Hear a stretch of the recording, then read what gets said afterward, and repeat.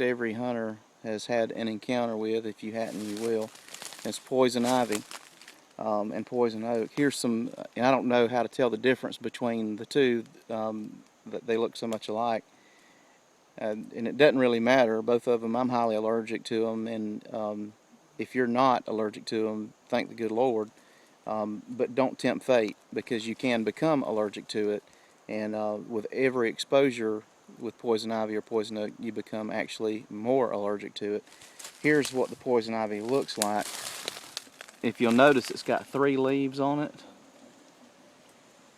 I'm not going to touch it, but it's got 3 leaves on it. If it's got 3, leave it be. 3. If it's got 3, leave it be, is the old saying. There's another plant that grows in very similar habitat and looks very similar to poison ivy and poison oak. It's called Virginia creeper, and it has 5 lobes or leaves to it. And there's some sort of a rhyme that goes with that too that I can't think of, but the best bet is if you see anything that looks like poison ivy, don't take chances on it. But let's go with the assumption that you've been exposed to it. A lot of people have a misconception about poison ivy and how it operates. What happens with, I'm going to say poison ivy, but I mean both poison ivy and poison oak. What happens is you've got, it has a sap or an oil in it that's almost has like a turpentine-like texture to it, that it sticks and stays and it's hard to remove.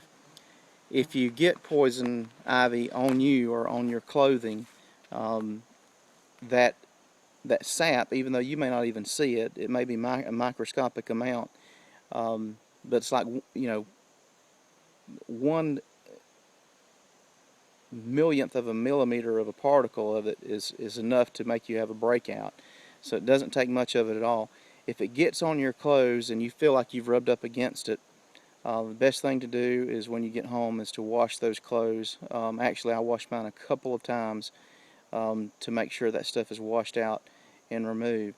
And as far as your skin, where you think you have been exposed to it, wash it as well really good with just some warm water and soap, and you might want to wash the area multiple times just to be sure. There is a poison ivy and poison oak wash that you can get at the local drugstore. That's I'm trying to think. Uridale. That's the name of it. It's Uridale. They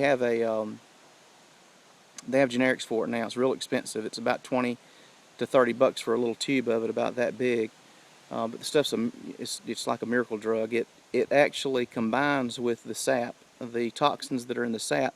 It combines with those and changes the chemical makeup of the sap so that it's no longer toxic to your skin, and will eliminate, reduce or eliminate altogether the breakout. If you know you've been exposed to it, the best thing to do is to wash yourself thoroughly with that stuff. But if you've already started breaking out, it's still good to use that stuff, because chances are there's still some of that on your skin. There may be some of it just underneath your skin that hasn't caused you to break out yet. But if you can get the wash on there, it'll help you to eliminate that. A myth that a lot of people think is they start to break out, they start itching, and then they start breaking out somewhere else. They think they've spread it on themselves by the pus that comes out of when you're scratching it. That's not true. The only thing that can break you out is the actual sap. But like that sap is real sticky. It's like turpentine, like I was saying a minute ago. And if that turpentine, if you will, gets on you, if that sap gets on your clothes or your boots, your hand saws, your tools, your hat, whatever the case may be, you can touch it and then spread it to your face, your ears, wherever. So the best thing to do is just wash all your clothes thoroughly, wash yourself down thoroughly if you've been exposed, and any tools that you have that have been exposed to it. And it'll save you a whole lot of grief. And that's really about all I've got to say about it. But best thing to do is just stay away from it completely. But sometimes you find that that stand where you just got to climb that tree, and the tree that you got to climb is eat up with poison ivy or poison oak, and you're going to have to come in contact with it. Or I feel like you have to come in contact, because you can't just let a good climbing tree just go to waste like that. So what I will do in coming in contact with it to try to minimize it is I'll actually, the good thing about it is you can take your clippers, and usually you can just clip it down here and grab it with the clippers and then gently pull it back, and usually the vine will just come right up off the tree, and you're in pretty good shape if you can do that.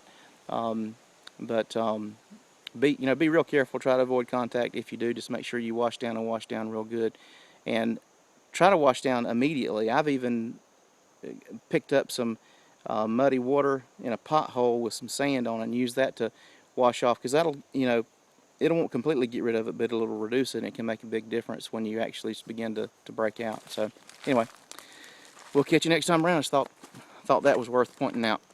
See ya.